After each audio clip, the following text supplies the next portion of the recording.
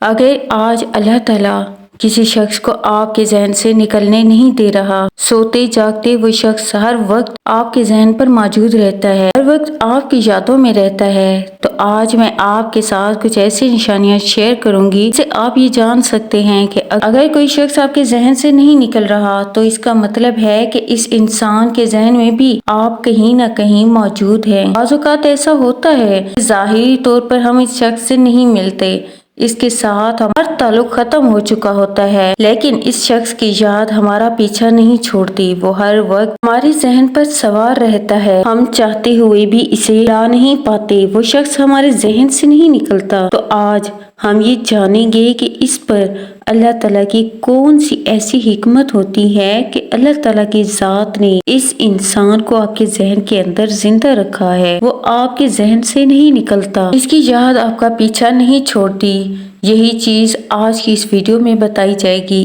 اس کی بنیادی وجہ یہ ہے کہ کچھ لوگوں کے ساتھ ہمارا تعلق عالم ارواح سے ہوتا ہے، یعنی کہ ایک ایسا تعلق جو کہ اس دنیا میں آنے سے پہلے ہی اس شخص کے ساتھ ہمارا تعلق قائم ہو جاتا ہے۔ اس بات کی وضاحت کے لیے میں ایک واقعے کے ساتھ آپ سے پیش کروں گی کہ ایک بار حضرت علی رضی اللہ عنہ نبی کریم صلی اللہ علیہ وسلم کے پاس حاضر ہوئے، عرض کرنے لگے کہ یا رسول اللہ، کہ ایسی کیا وجہ ہے جس کے ساتھ ہم سالوں سے رہ رہے ہوتے ہیں، کسی بستی میں، کسی محلے میں ہمارے ان کے ساتھ گہرے تعلقات وابستہ ہوتے ہیں، لیکن ہم ان کے ساتھ اس طرح سے اٹیچ نہیں ہو پاتے، جبکہ ہم ان کے ساتھ کھاتے پیتے، ان کے ساتھ اٹھتے بیٹھتے ہیں، لیکن پھر بھی ہمارا تعلق دل سے نہیں قائم ہو پاتا۔ تو اس کے پیچھے کون سی ایسی وجہ ہو سکتی ہے؟ حالانکہ وہ ہر وقت ہمارے سامنے ہی ہمارے ساتھ رہتے ہیں۔ یہ ایک شخص جو ہمارے درمیان نیا آیا ہوتا ہے، اسے ہماری ملاقات صرف ایک دفعہ یا کبھی ہوئی ہی نہیں ہوتی، اس کے ساتھ دلی وابستگی ہو جاتی ہے، اس سے محبت ہو جاتی ہے، اس کے ساتھ جڑ سا جاتا ہے، ایسی وابستگی ہو جاتی ہے کہ ہمیں ایسا لگتا ہے اس انسان کو ہم پہلے سے ہی جانتے ہیں۔ اس کے لیے یہ محبت ہمارے دل میں پہلے سے موجود ہے، اس شخص کو دیکھ کر ہی ہمیں ایسی اپنائیت فیل ہوتی ہے۔ اس کے پیچھے کیا آخر وجہ ہے کہ اس انسان کو، ایسے شخص کو دیکھ کر ہی ہماری روح تک خوش ہو جاتی ہے؟ آخر ایسی کیا بات ہے؟ ہمارے ساتھ ایسا کیوں ہوتا ہے؟ نبی کریم صلی اللہ علیہ وسلم نے جواب دیا، ایسی روح جسے ہم عالم ارواح میں جانتے تھے، جیسے ہی وہ روح اس کی دنیا میں آپ کے سامنے آتی ہے، آپ کا دل اس کو دیکھ کر خوش ہو جاتا ہے، اور ایک ایسی روح اس کے ساتھ عالم ارواح میں ہماری وابستگی نہیں ہوئی ہوتی، وہ اس دنیا میں آنے کے بعد بھی ہمیں اچھی نہیں لگتی، اس کے ساتھ ہمارا کوئی دلی تعلق قائم نہیں ہو جاتا۔ اب یہ بات ذرا غور کرنے کی ہے کہ یہ تعلق ہمارا اس سے پرانا ہوتا ہے، زندگی میں نہیں ہوتا، بلکہ یہ عالم ارواح سے جڑی ہوئی چیزیں ہوتی ہے، اور یہ حقیقت عالم ارواح سے ہی ہے، دنیا بن جانے سے پہلے سے۔ یعنی اگر ایسے لوگ جن سے ہم عالم ارواح یعنی روحوں کی دنیا میں مل چکے ہوتے ہیں، اور وہاں پر ہمارے تعلقات بہت بہترین ہوتے ہیں، دلی محبت ہوتی ہے، اور وہی محبت، وہی روح میں انسان جب اس دنیا میں آتا ہے تو ہمیں نہ چاہتے ہوئے بھی اس سے محبت ہو جاتی ہے، اور وہ ہمارے ذہن پر سوار رہتا ہے۔ اس کی دوسری بڑی وجہ انسان کی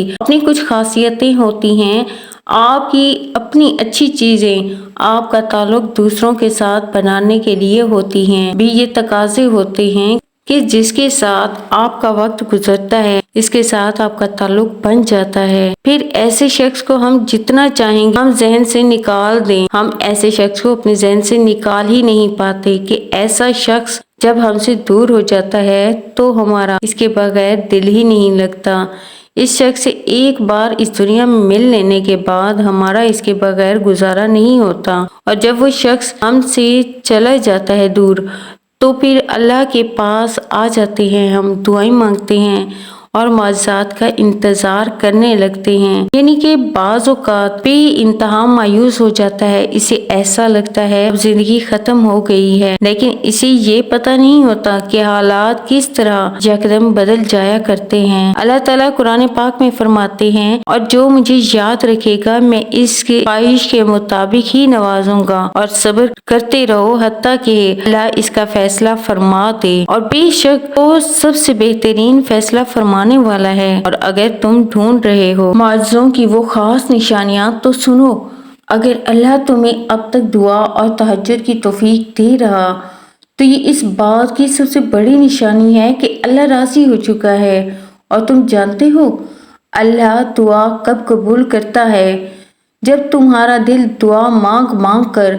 پر امید رہنے لگتا ہے کہ میرا اللہ میری دعائیں ضرور قبول کرے گا، اور دل کا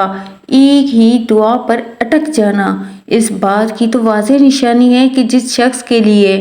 آپ دعا مانگ رہے، جس شخص کو پانے کے لیے دعائیں مانگ رہے، اس کے ساتھ تو آپ کا تعلق اس دنیا کے بن جانے سے پہلے کا تھا، تو پھر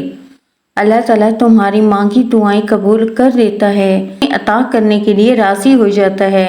اور اگر تم ایسا محسوس کرنے لگو کہ تمہارا دل دعائیں کر کے تھک چکا تو وہ اللہ کی طرف سے ایک اشارہ ہے کہ اللہ تمہاری دعاؤں پر راضی ہو چکا ہے۔ اور جو دل اللہ پر توکل کرتے ہیں وہ دل اپنی زندگی میں معجزات ضرور دیکھتے ہیں۔ اور دیکھا ہے کہ اکثر لوگ مایوس ہو جاتے ہیں اور دعائیں مانگنا ہی چھوڑ دیتے ہیں، تو جان رکھو کہانیاں انہی کی ہی پلٹتی ہیں جو اللہ پر امید رکھتے ہیں اور کبھی نا امید نہیں ہوتے۔ اللہ تعالیٰ قرآن پاک میں فرماتے ہیں کہ ہم دیکھ رہے ہیں تمہارا بار بار آسمان کی جانب منہ کرنا، ہم جانتے ہیں اللہ تمہاری بار بار مانگی دعاؤں پر کب راضی ہوتا ہے۔ جب تم جلد بازی نہیں کرتے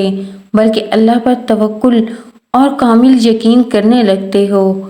تب اللہ تعالیٰ تمہارے لیے چھوٹے چھوٹے ذریعے بناتا ہے، اور پھر اللہ تمہاری دعائیں بھی قبول کرتا ہے